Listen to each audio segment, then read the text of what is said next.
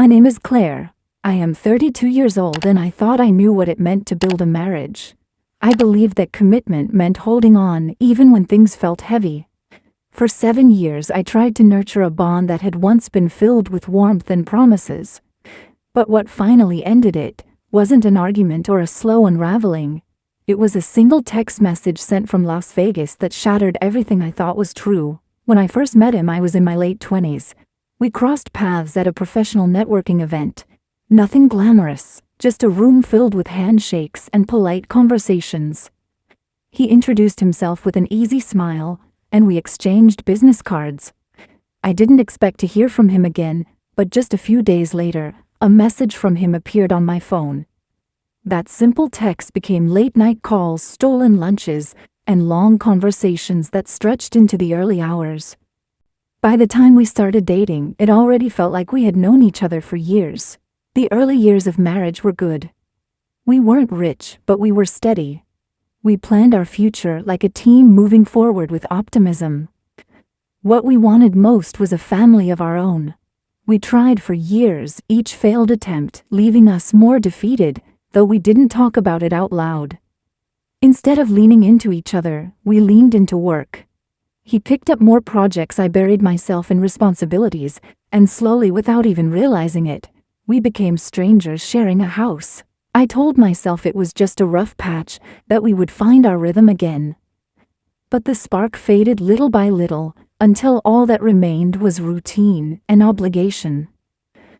By the time we hit our 7th year, I barely recognized him. His hours stretched longer, his trips out of town became constant, and though he claimed they were work-related, doubt gnawed at me.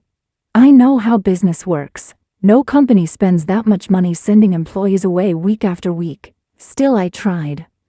I thought if I carried more of the burden, paid more bills, supported him without question, he would find his way back to me. For a short while, I even thought I was right. He came home earlier, smiled a little more, and I let myself believe we were healing. But it didn't last. The late nights returned. The defensive arguments sharpened. And each rejection, each cold silence felt like another door closing between us. I suggested date nights. He said he was too busy. I brought up counseling. He rolled his eyes. Even when I arranged weekends around his schedule, he always had a reason to push me away. Soon, intimacy disappeared altogether. He stopped touching me, stopped seeing me.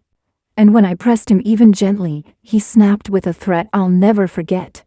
You keep pushing, and I'll end this marriage and take everything from you. He left for what he called a week-long work retreat in Las Vegas. Saturday to Friday, he said.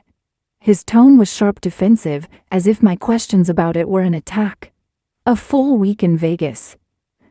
It didn't sit right with me, but I told myself not to start another fight. By then I had learned to carry my suspicions in silence. The house was quiet that week. For the first time in a long time, I slept without waiting for his footsteps on the stairs. Part of me felt guilty for enjoying the peace, but another part felt relief. Maybe I already knew something was coming even before my phone buzzed that Thursday evening. When I opened the message, my brain stalled. A photo filled the screen, him standing beside a man I'd never seen before, both grinning outside what looked like a courthouse. And under it, the words, "Just married my coworker." You're pathetic, by the way. The world around me collapsed. I didn't cry, didn't scream. I just stared at the screen, numb. My marriage hadn't ended in a fight or a long, bitter decline. It had ended in a smug text message from across the country, a photo proof of betrayal dressed up as a joke. I typed one word back: cool. That was all I could give him. No begging, no rage, no heartbreak spilled across the screen. Just silence wrapped in a single syllable. Because in that moment I knew I was done. But behind that one word was a storm. Betrayal, confusion, disgust. I didn't even know what emotion to settle on because they all hit me at once. I wanted to collapse, but instead I picked up the phone and called the one person I knew would tell me what to do, my old friend Ryan, a family lawyer with a sharp mind and a sharper sense of justice. I sent him the screenshot, my fingers trembling. His response was immediate. "Don't make any sudden moves until we talk tonight." That phone call was the beginning of the end, not for me, but for the man who thought he could destroy me with a single message. When Ryan called me that night, I could hear the disbelief in his voice even before he spoke. "Claire, this is worse than I imagined. He's not just reckless, he's stupid. And stupidity leaves paper trails." His calmness steadied me as he walked me through the first steps. "Don't confront him. Don't send angry messages. Let him think you're paralyzed. That gives us time to prepare." So I followed his advice. For the next few days I pretended to be silent, devastated, broken. In reality, Ryan and I were gathering every document, every account statement, every proof of his financial carelessness. He had always been sloppy, and now his arrogance was finally going to cost him. I didn't sleep much that week. When I closed my eyes, I saw that text over and over. "Just married my coworker. You're pathetic, by the way." I wondered if he laughed when he hit send, if his new husband was beside him watching me unravel in their imagination. The thought used to make me tremble with rage, but slowly, rage began to transform into something sharper, something steadier. I wasn't going to collapse, I was going to rise. When he finally came back from Vegas, he strutted into the house as if nothing had happened. No shame, no apology, just the same smug arrogance I had seen in that photo. So he said casually, "I guess you saw the news." He even chuckled as though his betrayal was nothing more than gossip for me to swallow. I didn't give him the satisfaction of a reaction. I simply looked at him and said, "Yes, I saw." My voice was flat, empty. He smirked, mistaking my silence for weakness. He had no idea silence was my weapon now. Ryan filed the paperwork within days. Adultery was one thing, but bigamy, that was another level. My husband had legally destroyed himself, and Ryan was quick to remind me judges don't look kindly on liars who commit fraud, especially when there's evidence this blatant. The weeks that followed were a blur of depositions, filings, and whispered strategy sessions. Every time I sat across from him in mediation, I could see the cracks forming in his mask. He thought I would crumble. Instead, I was composed, steady, unflinching. His laughter from that Vegas courthouse haunted me, but it also fueled me. And then came the twist I hadn't expected. Ryan uncovered financial records that showed my husband had been funneling money into accounts tied to his coworker, thousands of dollars withdrawn over the last year. Vacations, hotels, gifts. While I was paying the mortgage and covering the bills, he was spending our money to build a fantasy life with someone else. When Ryan showed me the evidence, my hand shook. "Do you want to use this?" he asked carefully. I didn't even hesitate. "Yes." Every last page. The day we presented the documents in court, I watched his face pale as the judge read them aloud. The coworker wasn't even in the room, but his ghost hovered over every word, every number. My husband tried to stammer an explanation, but the judge silenced him. "You've not only betrayed your spouse, but you've also committed fraud against this court. This will not end in your favor." In that moment, I felt something shift inside me. It wasn't joy, not exactly. It was vindication. For years I had carried the weight of his dismissiveness, his cold words, his cruel laughter. And now finally the world saw him for who he truly was. But karma wasn't done yet. Because as Ryan later explained, his Vegas marriage wasn't valid at all. He was still legally tied to me when he signed those papers, which meant not only was he guilty of bigamy, but the coworker he had paraded around was nothing more than an accessory to his downfall. Word spread quickly in his office. The whispers became laughter, and the laughter became humiliation. He had wanted me to look pathetic. Instead, he became the joke. Still at night, when the adrenaline wore off, I felt the ache of what I had lost. Not him. I had stopped loving him long before that text. What I grieved was the life I thought I was building, the family that never came, the years I had invested in someone who treated me as disposable. Grief and vindication are strange companions. They walk side by side in my heart, reminding me that even victories can be heavy. But the heaviest moment was still to come, the day I looked him in the eye for the last time and told him exactly what he had thrown away. The day of our final hearing arrived like a storm I'd been bracing myself for.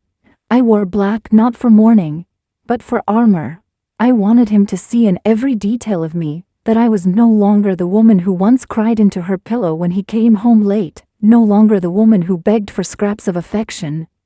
I was here to end what he had started. When I walked into the courtroom, he was already there. His arrogance had faded into something smaller, tighter. His suit hung awkwardly on him, as if even the fabric knew it no longer belonged to him. He didn't smile this time. He barely looked at me at all. The judge began the proceedings, her voice firm and unyielding. She laid out the evidence, the photographs, the Vegas certificate, the bank statements. Each piece of proof stacked higher and higher against him, until the weight of his betrayal was undeniable.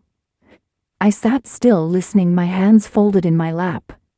Inside, my heart raced, but outwardly, I was composed, deliberate. I refused to give him the satisfaction of seeing me tremble. Then it was his turn to speak. He stood, cleared his throat, and for a moment I thought he might actually apologize, but instead he began with a pitiful attempt at justification. "Your Honor, it was a mistake. I wasn't thinking clearly. She wasn't meeting my needs. I didn't feel loved at home." His words dripped with self-pity, as though betraying me, humiliating me, was somehow my fault. I could feel the heat rising in my chest, but I forced myself to stay quiet. Ryan had told me to let him dig his own grave, and that's exactly what he was doing. The judge's eyes narrowed with every excuse he gave, until finally she cut him off. "Mr. Allen, you don't get to stand in this courtroom and blame your wife for your own choices. Actions have consequences, and today you will face them." When it was my turn to speak, I rose slowly, my knees trembling but my voice steady.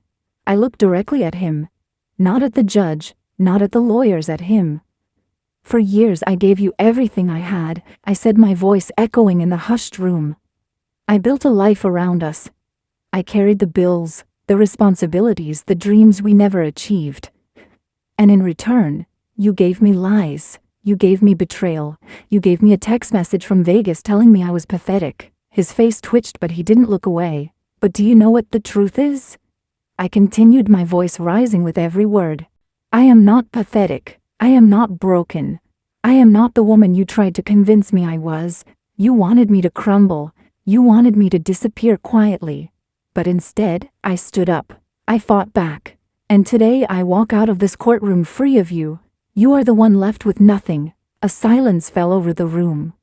Even the judge seemed to pause, allowing my words to settle in the air. For the first time since this nightmare began, I saw something in his eyes that I hadn't seen before. Fear. Not fear of losing money or status. Fear of losing control. The ruling came swiftly. The judge awarded me the house, a portion of his accounts, and full protection from any debts he had racked up with his coworker. He was ordered to cover my legal fees as well. Each decision felt like a stone lifted off my chest. When it was over, I stood and gathered my things. He tried to approach me, his lips parting as if to say something, but I didn't stop. I didn't look back. I walked past him, past the courthouse doors, into the open air where the sunlight hit my face. For the first time in years, I felt like I could breathe again. Yet even in that victory, a strange ache lingered. It wasn't longing for him. It was grief for the years I had lost, for the love I had poured into someone unworthy, for the woman I had been before betrayal reshaped me. That ache would not vanish overnight. But as I stepped into my car, I realized something. It no longer controlled me. The climax of my story wasn't just the courtroom victory. It was the moment I saw him reduced to silence, stripped of the power he once held over me.